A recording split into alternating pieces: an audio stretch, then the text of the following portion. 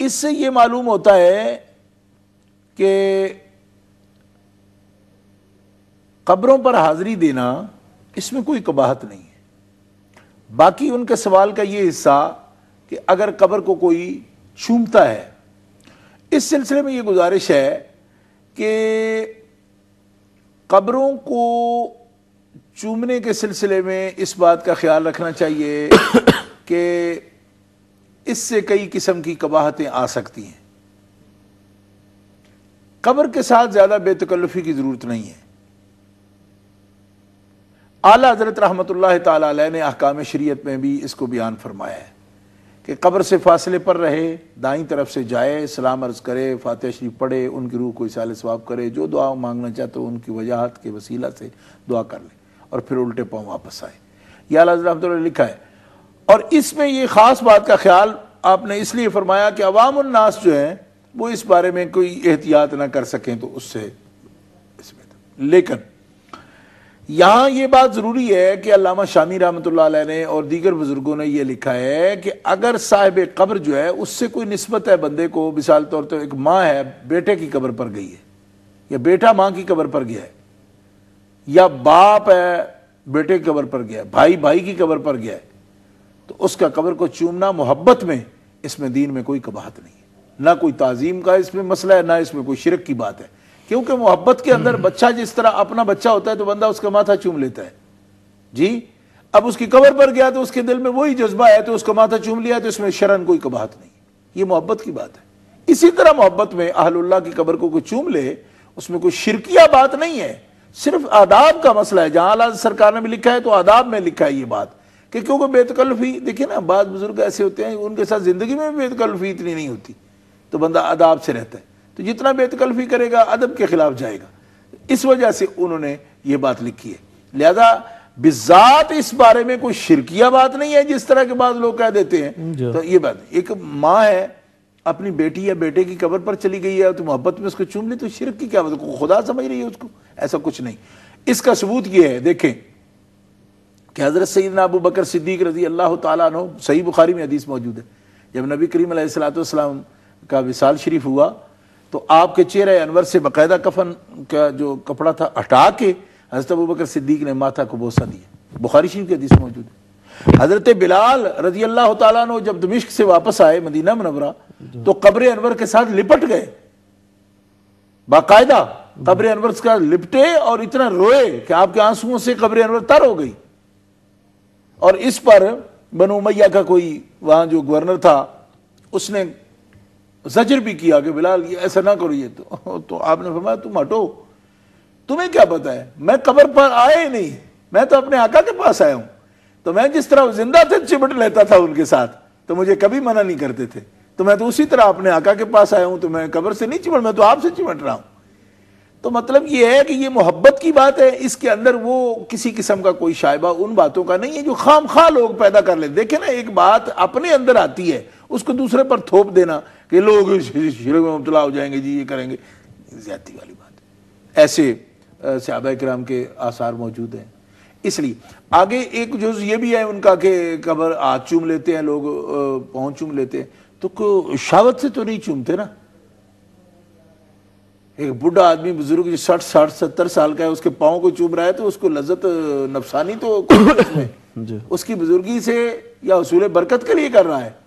تو یہ الادب المفرد میں امام بخاری رحمۃ اللہ تعالی علیہ نے یہ لکھا ہے کہ صحابہ کرام نبی کریم علیہ السلام کے ہاتھوں کو بھی بوسہ دیتے تھے، نبی کریم علیہ السلام پاؤں کو بھی، حتیٰ کہ علامہ شامی نے تو یہاں تک لکھا ہے کہ ایک صحابی کی عادت تھی کہ جب وہ حاضر ہوتے نبی کریم علیہ السلام کے پاؤں مبارک اس طرح حضور بیٹھے ہوتے کہ پائے اقدس سرکار دو عالم جسم انور میں چھپے ہوتے، یعنی نیچے قدم آ جاتے ہیں نا بیٹھے ہوئے جب آدمی بیٹھا ہوتا ہے، تو وہ عرض کرتے ہیں یا رسول اللہ اپنا پاؤں مبارک نکالیے میں چومنا چاہتا ہوں، تو کئی دفعہ نبی کریم علیہ السلام پاؤں مبارک نکالتے اور وہ چوم لیتے۔ اس طرح بھی الادب المفرد میں امام بخاری رحمۃ اللہ تعالی علیہ نے اس بات کو نقل کیا باقاعدہ، یعنی یہ عام کسی کتاب میں نہیں۔ امام بخاری آپ کو پتہ ہے کتنے ان کی سخت شرائط ہیں، حدیث لیتے ہیں، بڑی چھان پٹک کرتے ہیں۔ یہ آداب میں الادب المفرد میں ایک دستور زندگی ہے، بلکہ ایک دیوبندی عالم نے اس کا جب ترجمہ کیا ہے تو اس کا نام ہی دستور زندگی رکھا ہے اس کتاب کا۔ دستور زندگی میں یہ لکھا ہوا ہے۔ تو اہل بیت اطہار کے قدموں کو بوسہ دیتے تھے، صحابہ اکرام بوسہ دیتے تھے، امام حسن پاک، حضرت ابوبکر صدیق چومتے تھے، حضرت امام حسن مجتبی رضی اللہ تعالیٰ عنہ کے چہرہ انور کو چوما ہے، اور سیاستہ میں حدیث موجود ہے۔ حضرت ابو ہریرہ قدم چومتے تھے حسنین کریمین طیبین کے، جی وہ صحابی جنہوں نے مہر نبوت چوم لی تھی، یہ عرض کیا تھا میں بدلہ لوں گا غزوے کا واقعہ بدر کا، تو صفحہ سیدھی کراتے ہوئے تو سرکار سے کہا، تو جب آپ نے قبر تو یہ اس میں بات جو ہے محبت کی ہے، تو اس میں زیادہ شدت نہیں کرنی چاہیے۔ ہاں ایک بات ضرور ہے کہ بعض لوگ بڑی شدت کرتے ہیں اس مسئلے میں، بعض مزارات پر میں نے جا کے دیکھا اتنا اس کو مثلا دریح مبارک یا وہ جو بنائی جاتی ہے اس کے اوپر مثلا لگے ہوئے ہیں چاندی کے بعض۔ میں نے عراق جب میں گیا تھا 89 میں، حاضری دی میں نے کربلا معلیٰ میں دیکھا، نجف اشرف شریف میں 6 دن میری حاضری رہی، حضرت مولا پاک شیر خدا کرم اللہ تعالیٰ وجہ الکریم کی قبر انور پر میں 6 دن تک مجھے وہاں پہ ٹھہرنے کا موقع ملا ہے۔ میں مواجہ اقدس میں بیٹھتا رہا، آپ کے سامنے قرآن پاک ختم کرنے کی سعادت میں نے حاصل کی۔